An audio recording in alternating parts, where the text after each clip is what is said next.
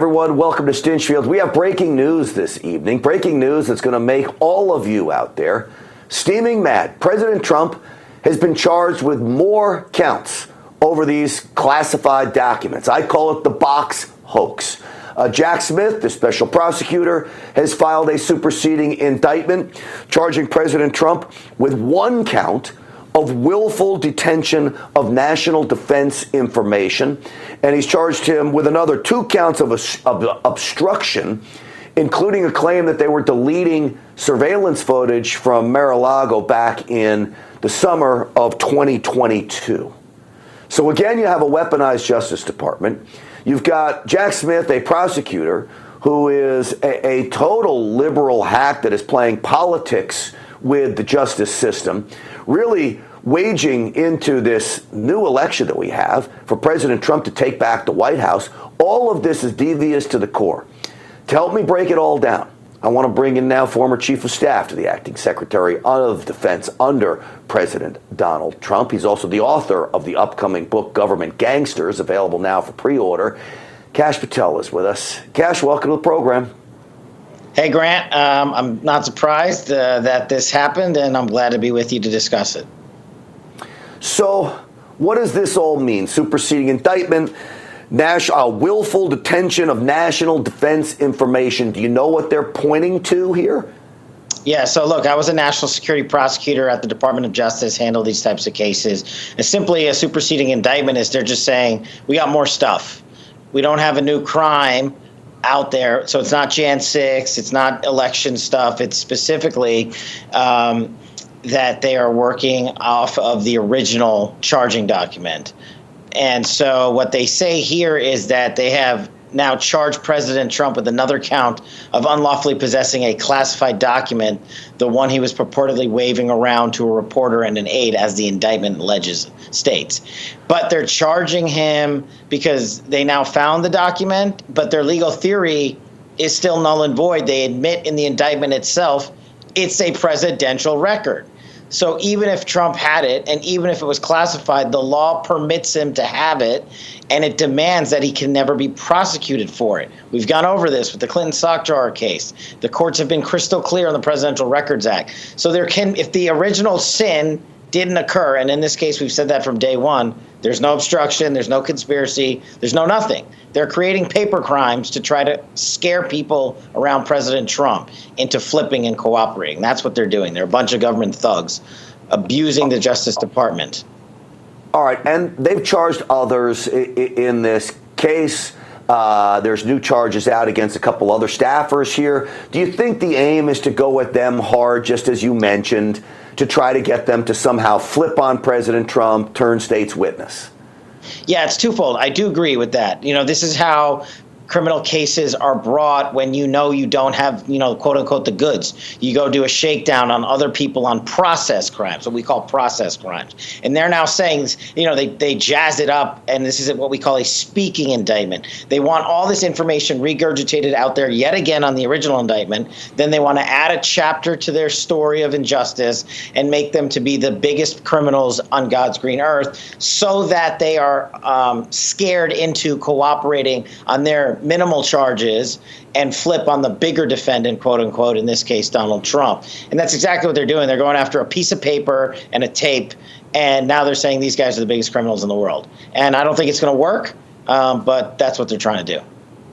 Kash, what's so upsetting to me is beyond the case here, which clearly other presidents have been through these same situations, maybe even worse when you look at the clear number of documents Obama had, the Clintons had, and all of these things.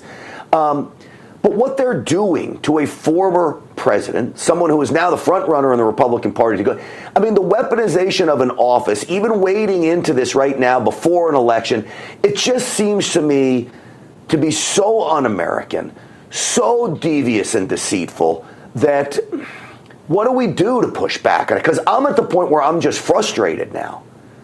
You're not the only American feeling this. And when they keep doing this, more and more Americans are coming out there and saying and seeing what we've been saying. This is a weaponized Justice Department. It's a two-tier system of justice. And the fact that they had the gall to do this on the heels of the implosion of the Hunter Biden agreed upon sweetheart plea agreement deal shows you that this same Justice Department, who had to sign off on that personally, signed off on this so the news cycle story would not be Hunter and Joe pardoning his kid and the fact that we now caught Joe and Hunter taking money from China and the Ukraine and bribery. And instead of talking about real crimes of fraud of a current sitting president's family and himself possibly, we're talking about the next president of the United States and Donald Trump, because they want to rig elections and bury the story. They're pros at it, and this shows just that.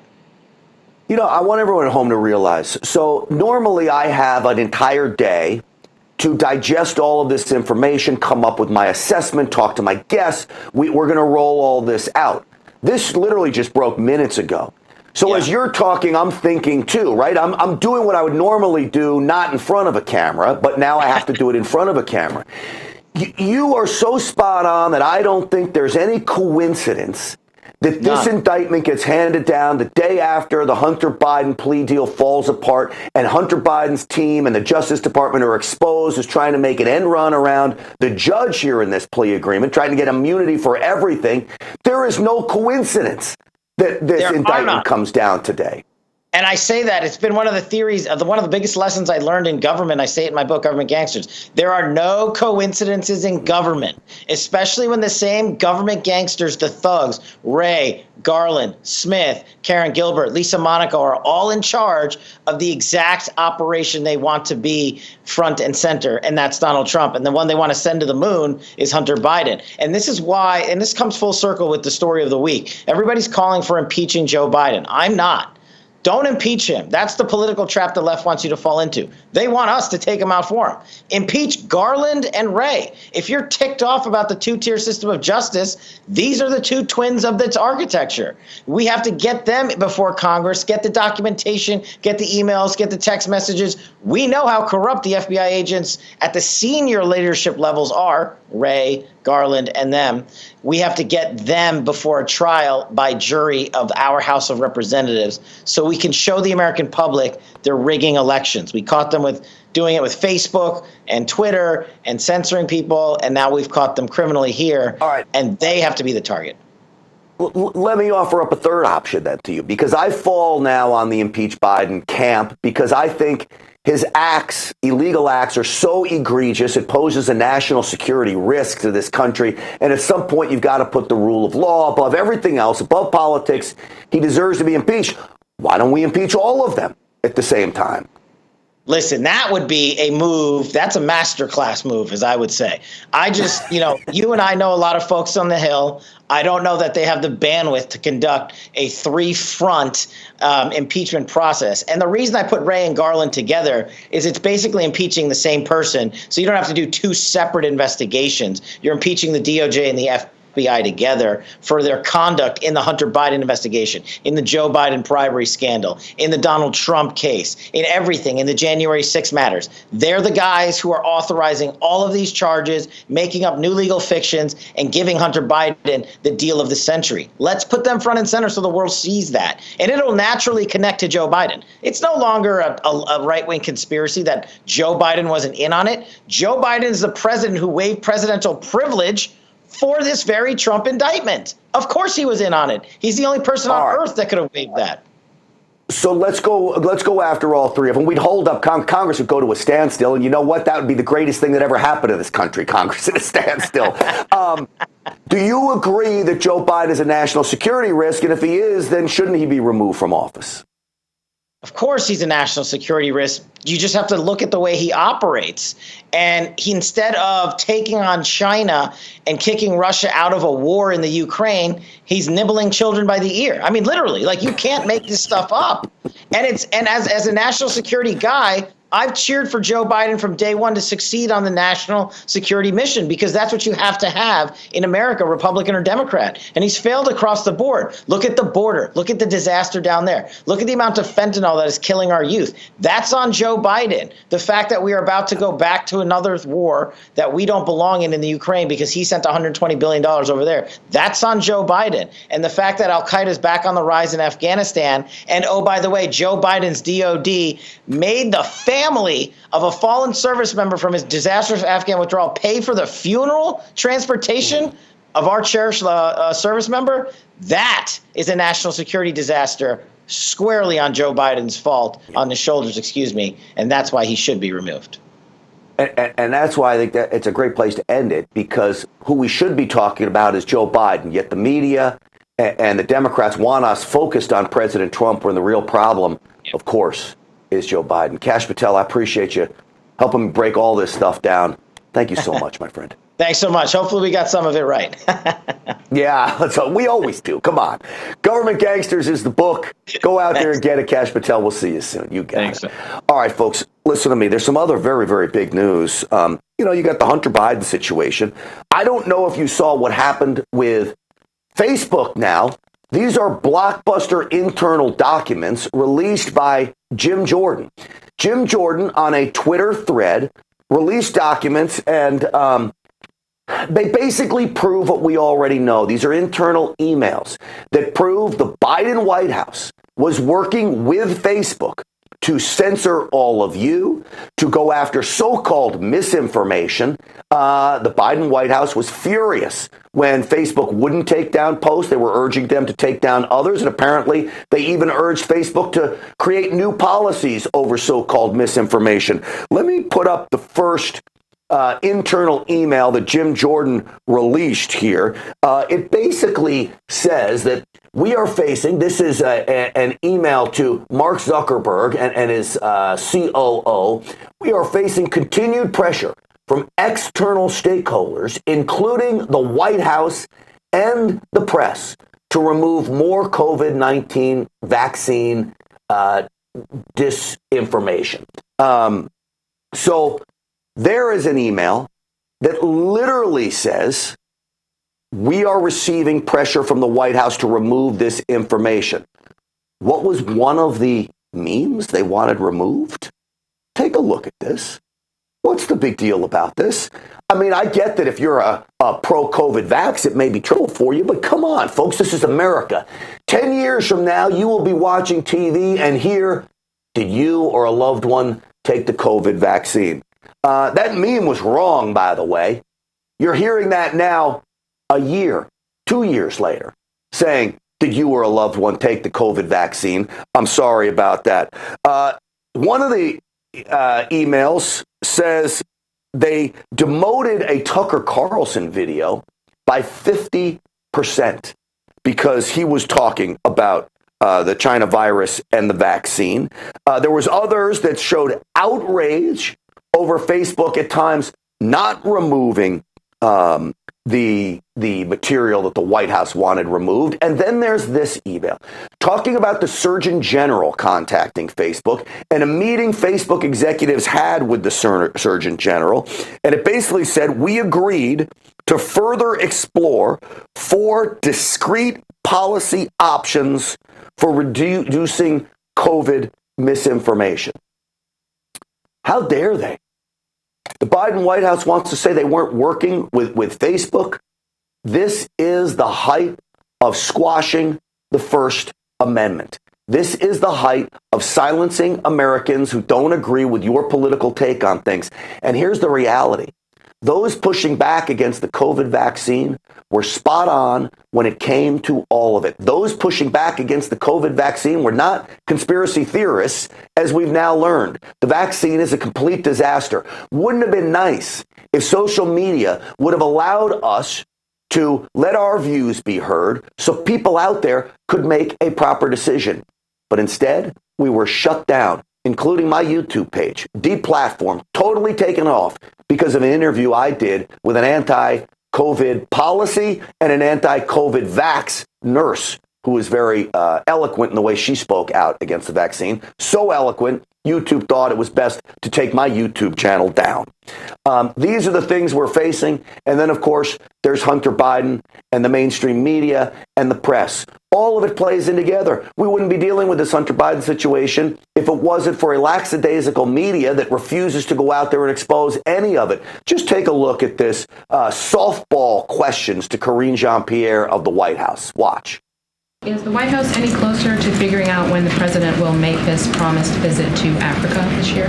Can you say specifically that the president did not have discussions of any kind with Hunter about his business dealings? I appreciate the question. I've been asked this question multiple times in different variations in different ways. As you mentioned, I was asked this question multiple times on Monday. Nothing has changed. I don't have anything to add to what I stated on Monday. Can you give us a preview of the president's briefing on heat? I wanted to ask about the methane summit today at the White House. Can you just sort of explain who is sort of on this task force? I wanted to know if you had any updates on if President Biden is willing to declare a climate emergency. What would the president like to see Congress do before it wraps up, possibly very late tonight or maybe tomorrow? Will the president be working with his allies in Congress to up the legislation to address climate change?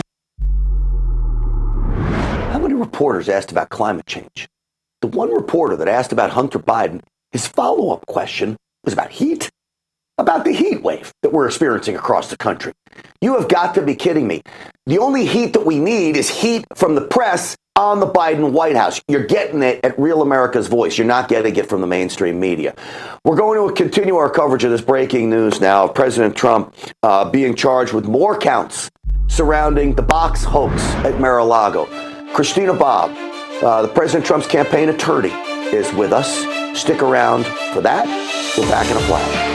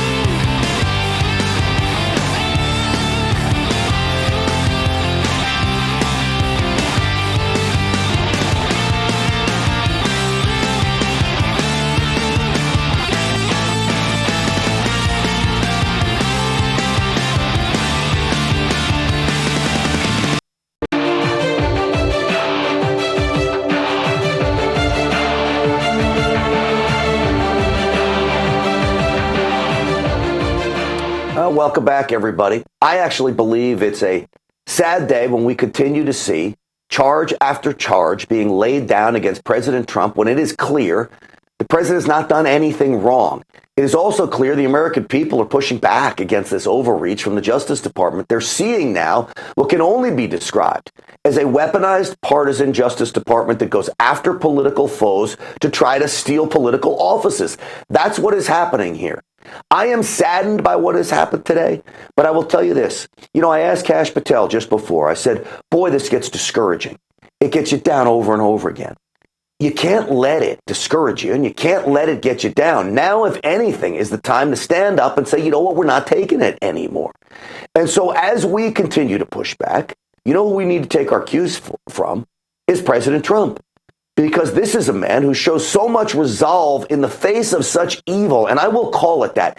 It is evil. When you make up lies and you trump up charges, pun intended, you are facing evil.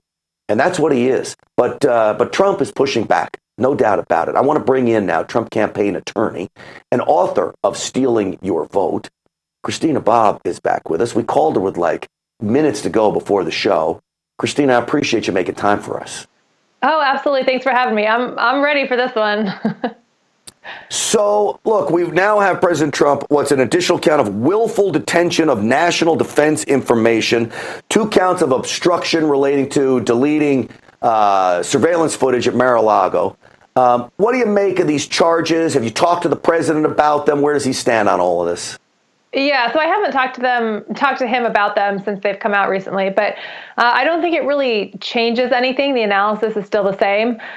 President Trump was in lawful possession of the documents as the president of the United States. He is the only one who gets to determine what he takes with him and what he returns.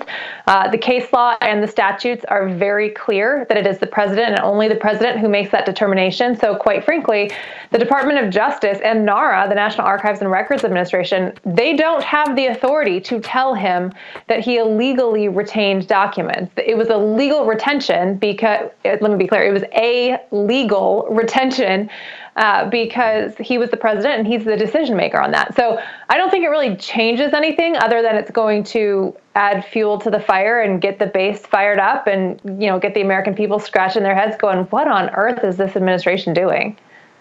Do you agree, Christina, with Kash Patel's assessment, and then ultimately my agreement in his assessment, that there is no coincidence that this superseding indictment comes down the day after Hunter Biden's plea agreement falls apart, and it's exposed that the Justice Department was working with Team Biden to make an end run around this judge?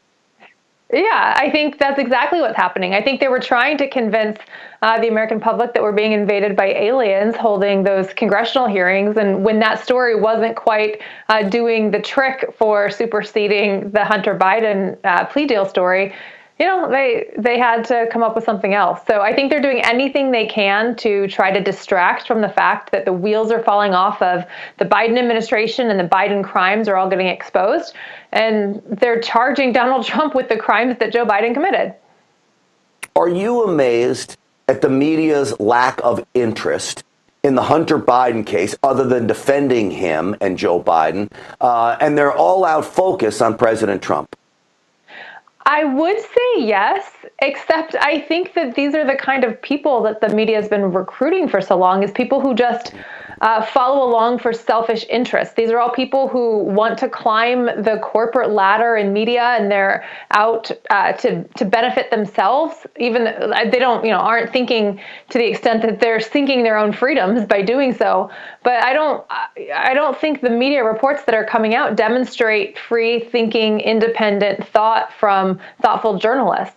Real America's Voice aside, I think a lot of the other networks and print publications just really aren't doing the type of critical thinking that the nation needs right now. So thank God for networks like Real America's Voice and others who are actually willing to put thought through all of this, think through it, and kind of work through it on behalf of the American people. Well, in many respects, what we do here is what President Trump has tried to do, throughout his political career. It's just talk about the truth. Like, talk about what's right and what's best for America. It's a pretty simple gig, quite frankly. Yet, when you're dealing in lies, you've got to remember stories. You got to make up stuff. You got to figure out new lies. And this is how the media operates. All while they can see, here's the truth, Christina Bobb, I know you know it. is that President Trump's campaign is like on a rocket ship right now. Yeah. And I think this is the other reason why they're bringing all this thing towards him. Yeah, his campaign is unstoppable at this point, and they're doing everything they can to try to stop him. And I think largely why he's unstoppable is because he is speaking the truth. He's doing exactly what you're talking about. I mean, I was a journalist, a few years ago, and I was a brand new journalist. I did it for a short period of time, and I was kind of wondering, like, how am I going to, make a name? How will anybody hear me? And turns out all you have to do is tell the truth. And a lot of people want to hear what you have to say because no one else is doing it, or very few outlets are doing it. So, and that's what President Trump is doing. He's speaking truth to power, and the American people love it, and they're rallying behind him. I know the answer to this question, but I want the viewers to hear it from you, who knows President Trump so well and knows the team so well. What is this indictment now, this superseding indictment, do to President Trump as far as the campaign goes? And what do you think his message would be to the American people? I'm sure we'll hear from him. I know he's got a rally going tomorrow night, too. Yeah, I mean, how it's actually going to affect the campaign, I don't think it will at all.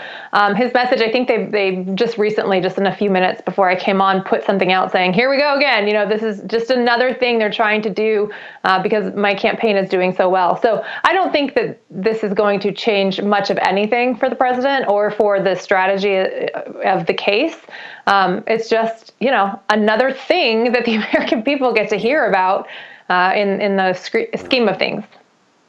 Well, I have watched President Trump for so many years. I've gotten to know him a little bit, and I have never seen him so driven with so much resolve than I have right now, Christina. Oh, you're absolutely right. And resolve is the perfect word for it. He is resolute to make sure that our nation gets back on track. He is clearly sacrificing himself to make sure the American people are aware of what's going on. I mean, he truly is an American hero. Yeah, he sure is. Christina, Bob, I really do appreciate you coming on short notice like that. It's really helpful for us, and it's great to see you. Thank you. All the best to the team. Thank you very much. All right, absolutely. You want to see what I'm talking about when it comes to the media? I think we can have it. There's a clip from Van Jones. It's soundbite 4 from the first block. This sums it up. When you talk about the media covering for Hunter Biden and totally focused on everything else but what they need to be focused on, which is Biden corruption. Watch. The difference from the Trump impeachments versus this will be just completely pulled out of nowhere. I don't think it's going to go forward. I think it's just much ado about nothing. Much to do about nothing. Now, Hunter Biden, see, here's another story the mainstream media didn't report. I went through the transcripts which were released from the court hearing yesterday, which lasted way longer than I ever expected it to last. Hunter Biden admitted he took $664,000 from a Chinese firm connected with the CCP. He told the judge he took the $664,000.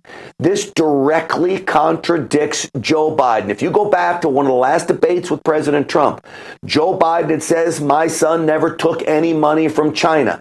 Hunter Biden just admitted that he did. This is a huge problem, and Van Jones wants to say that this is much to do about nothing when they should be focused on two storylines here. One storyline is DOJ, Department of Justice, corruption, working with Team Biden. You've got a suspect in a case that literally the Department of Justice seems like they're the defense attorneys for. That's wrong. The other part of this story is the Biden corruption, of course. All of the emails, the text messages, the shakedowns, the suspicious wire transfers and activity reports from the banks.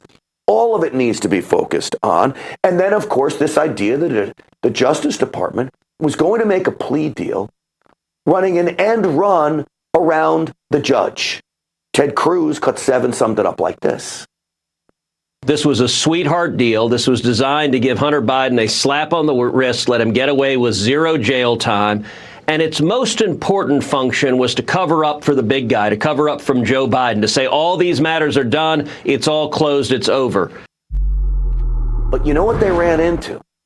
They ran into a judge who was curious, decides to ask questions. What about immunity?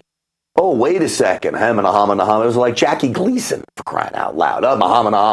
Immunity. Oh, no immunity. No immunity. Well, deal's done then. We're no deal, says Hunter Biden's team.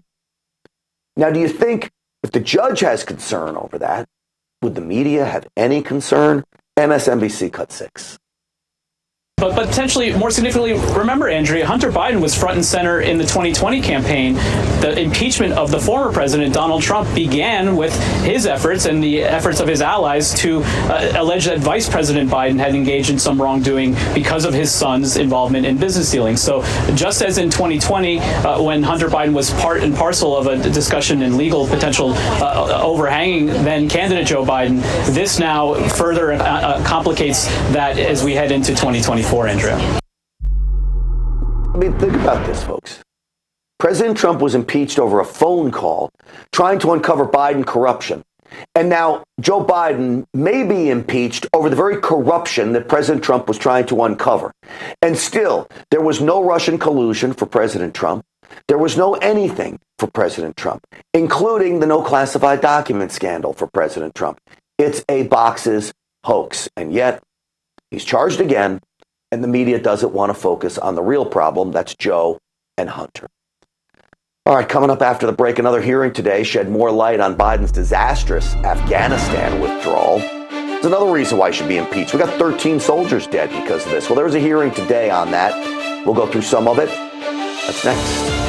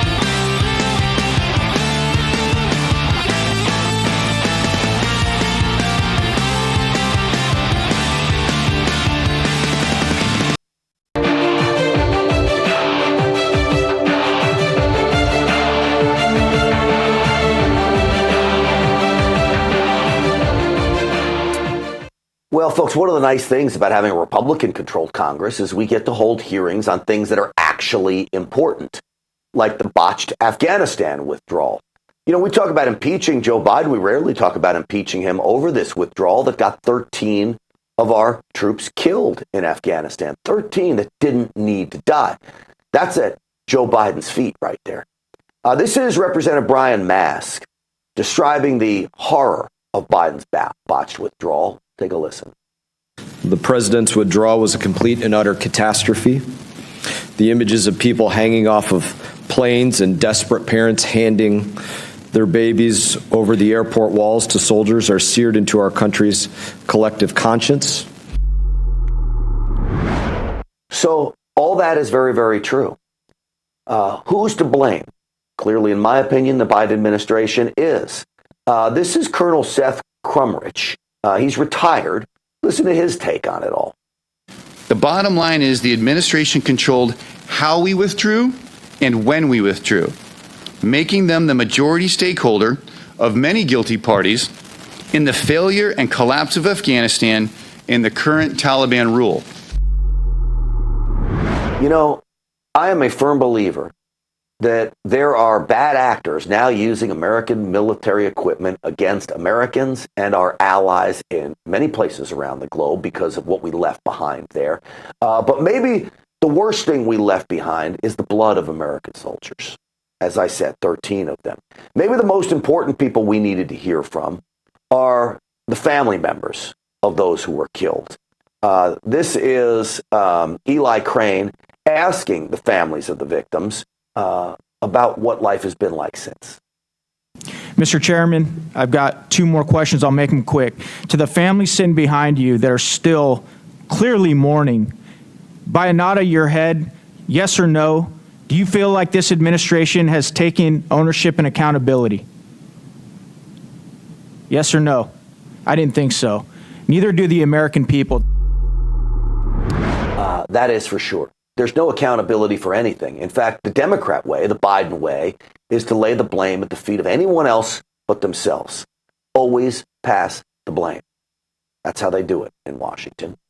Well, joining me now, retired Lieutenant General and former Deputy Undersecretary of Defense for Intelligence under President George W. Bush, Jerry Boykin, is with us.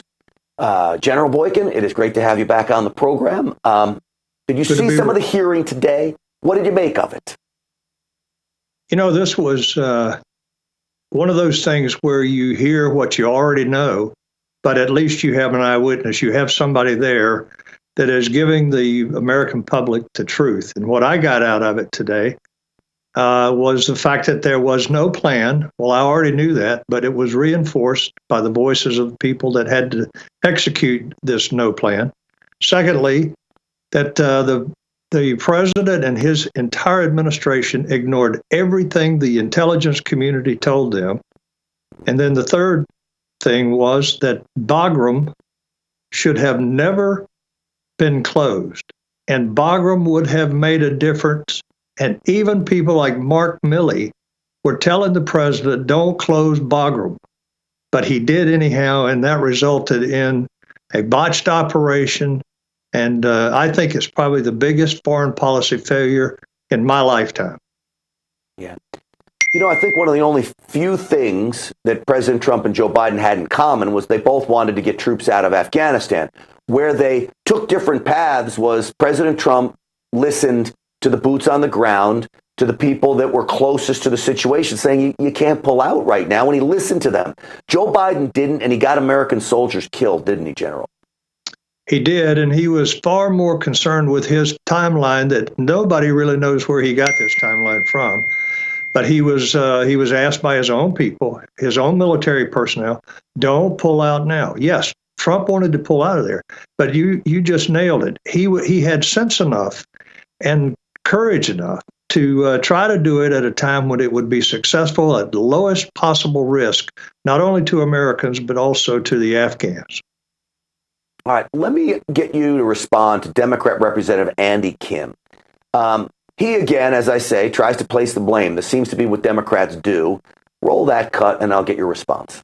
What I'm just trying to tease out here is that, and I think you kind of really hit the nail on the head. Just these were systemic problems across the board over 20 years, 4 administrations, 2 presidents of either party.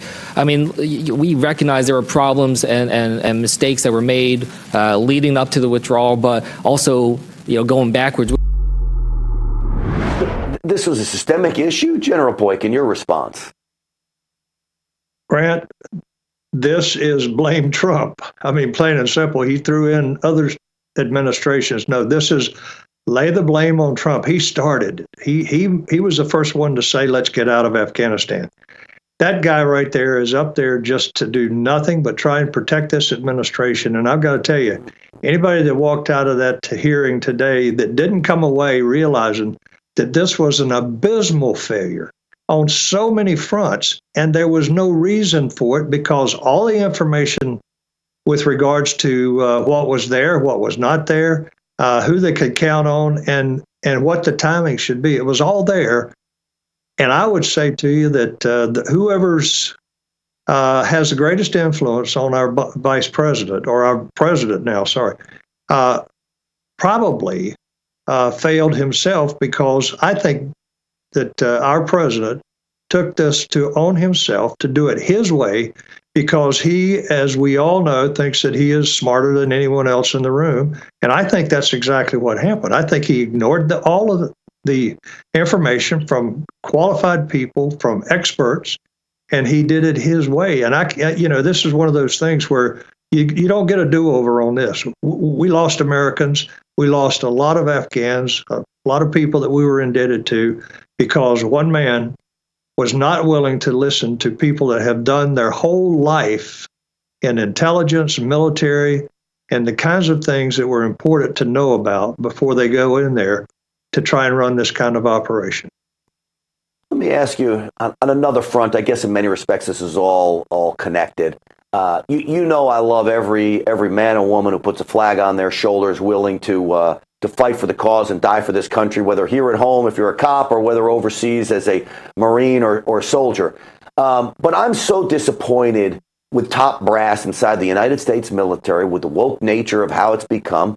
General Milley, I think, is at the forefront of all of this. Are you disappointed with brass in the military, an organization you were so proud of for so long? And what do you think of Mark Milley and the road that he has gone down? Yeah, I am not shy about telling you that as far as I'm concerned, Mark Milley probably should be in prison right now for treason.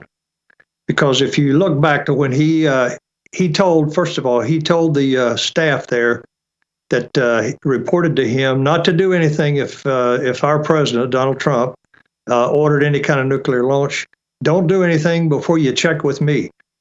That is usurping the power and the authority of the commander-in-chief. And that, if you look at the definition of treason, that is treason, because it says, among other things, aiding and abetting the enemy. And China has declared war on us. They declared war on us. And I think that what we're paying a dear price for the people that have been nominated for these top jobs, the people that are filling these top jobs. And you got another one coming down the pipe. And just within the last 2 weeks, I've signed letters with retired general officers asking that they ask some hard questions to General Brown, who has been nominated to be the next chairman of the Joint Chiefs. Ask him some hard questions, because right now he is totally focused on this woke agenda. All right. And I'm telling you, if we don't get some leadership in there, it's going to take a long time to turn our military back to being what it's supposed to be.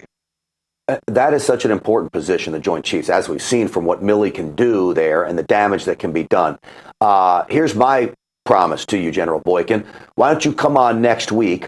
I'll do my research on Brown. We'll really dig into him, and let's lay it out for the American people about who he is, and we'll do that next week. Okay, we'll do it. General, I'm going to have to figure out how to get out of Alaska, but we'll do it. All right, you're in Alaska. If not, we'll figure it out when we do it. I love booking this show on the fly, but General Boykin, I'm always so grateful when you come on, sir, and I'm grateful for your service. Thank you. It's real good to be with you. All right, thanks. Always good to see you. Let's dig into General Brown. I'd do it tomorrow night. The problem is President Trump's got a little deal here that we're going to air during this program tomorrow night, so I urge you to tune in to that.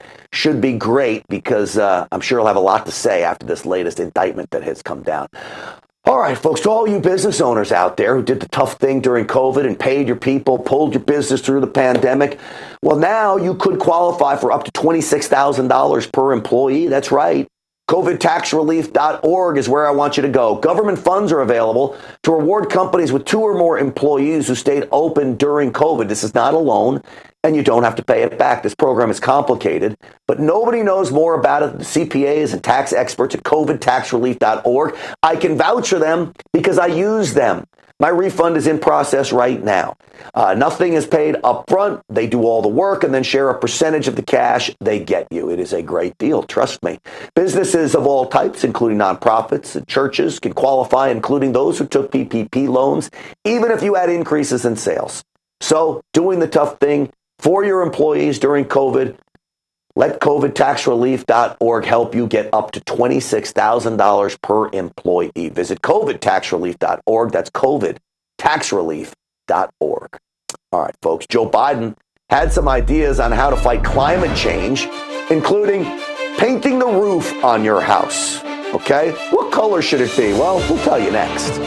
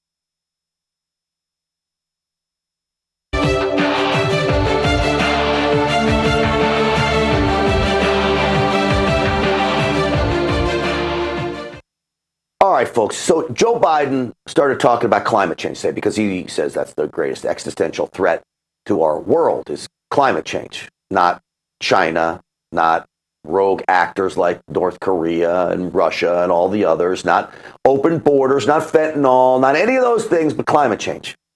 Don't believe him. Where does he get this nonsense from? He's taken his cues from the United Nations, first off. So this is the Secretary General of the UN. Listen. For the entire planet, it is a disaster. And for scientists, it is unequivocal. Humans are to blame. All this is entirely consistent with predictions and repeated warnings. The only surprise is the speed of the change. Climate change is here, it is terrifying, and it is just the beginning. The era of global warming has ended, the era of global boiling has arrived. Global boiling has arrived. First off, do not believe him when he tells you it is totally true that it's man-made. We do know that. There is no evidence that it's man-made at all. Now, if the era of global boiling has arrived, tell that to the folks in East Antarctica Plateau in Antarctica. I don't think there's anybody there, but it's a bone-chilling 144 degrees below. Minus 144. That is not global boiling in Antarctica. But anyway, it leads Joe Biden to say things like this. Cut to. We also have a number of programs to do everything from allow people to have the ability to get help to literally paint their roofs white, to change their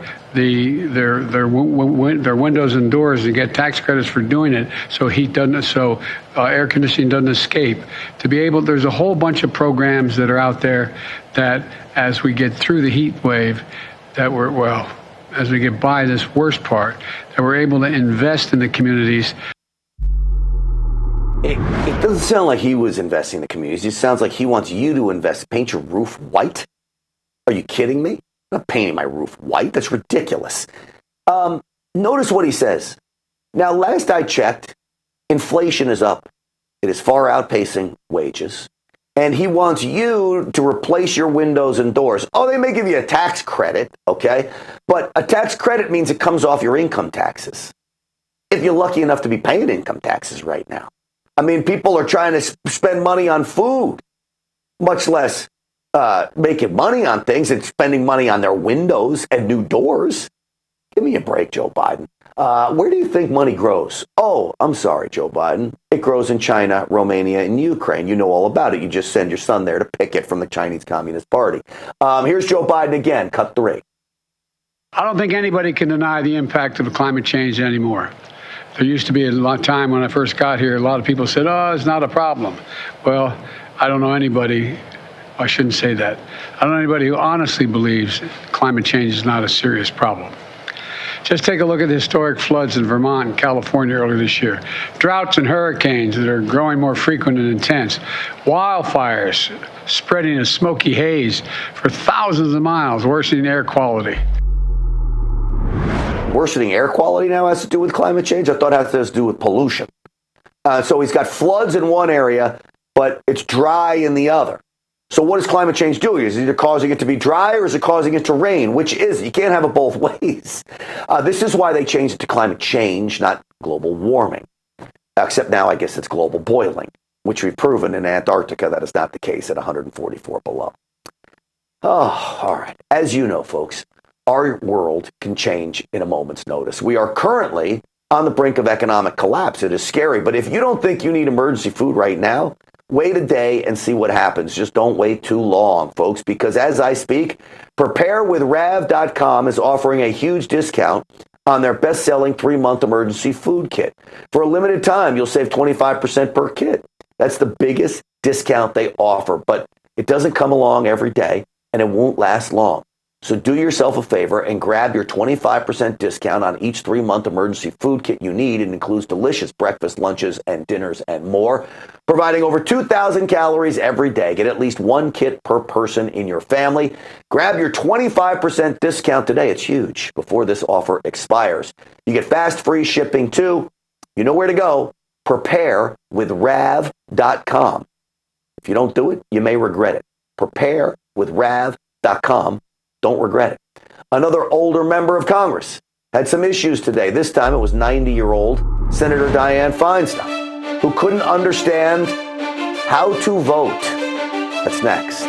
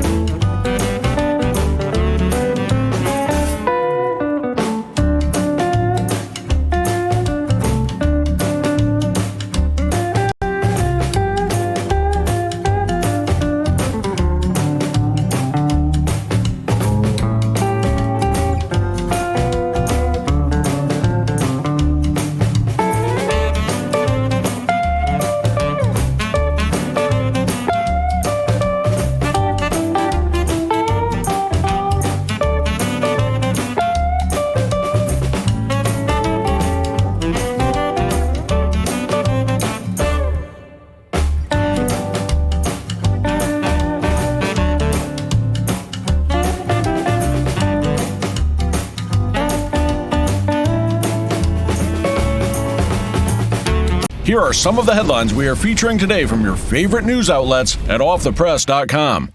In the Republican battle for the presidential nomination, Florida Governor Ron DeSantis is promising to make good on an unfulfilled Trump pledge. He told Just the News founder John Solomon that he will drain the swamp and emphasized his plans to fire the FBI, CDC, and FDA bosses if elected. Hunter Biden is still trying to figure out what happened yesterday when a judge tossed his sweetheart plea deal on tax and gun charges. Maybe worse for the first son, he has to get a job. All eyes in the Senate will be on Senator Mitch McConnell after the top Republican froze while speaking to reporters. He later said he was okay. And the women's soccer team pulled off a 1-1 tie with rival Netherlands earlier today, but some fans are miffed at their lack of respect for the national anthem. For stories like these and more updates all day long from your favorite news outlets, go to offthepress.com.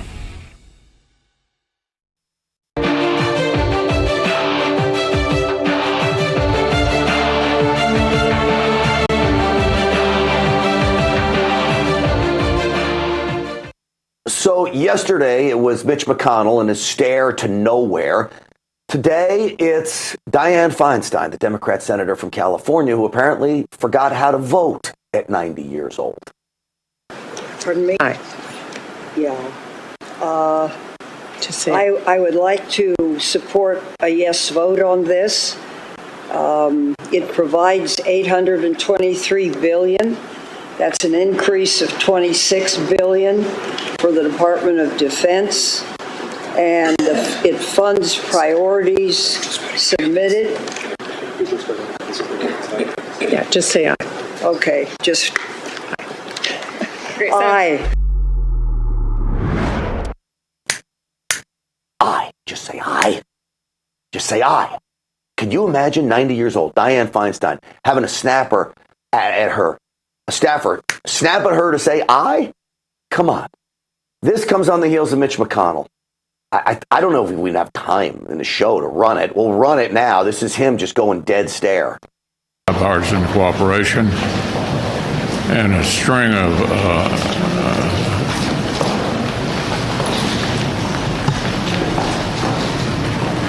So at least Mitch, I'm saying it here, knows how to vote still, I think. I think he still knows how to vote. You guys cut him off. You could have left him up there. I could have ended the whole show with him on screen because you know what? I shouldn't even laugh because I don't know what happened. He came back and he seems to be okay. He told President Biden, Joe Biden, when he called him, he got sandbagged. Funny joke. So I guess he still got the jokes. Sadly, the joke's on all of us that these people are still in office, quite frankly. That's it for us. Stinchfield's Army rolls. See you here tomorrow, where President Trump will pretty much be in my place. So come watch.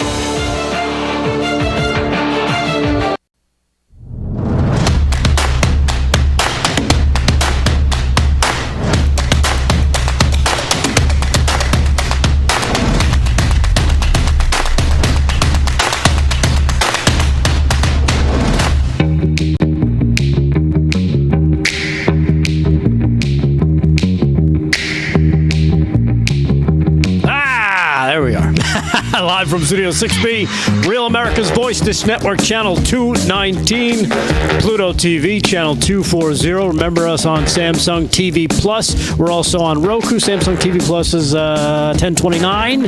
And on Roku, I guess it's the Roku channel, so you can check us out on there. Of course, livefromstudio6b.com is the website. Go there for all stuff LFS6B. You can check out the latest in the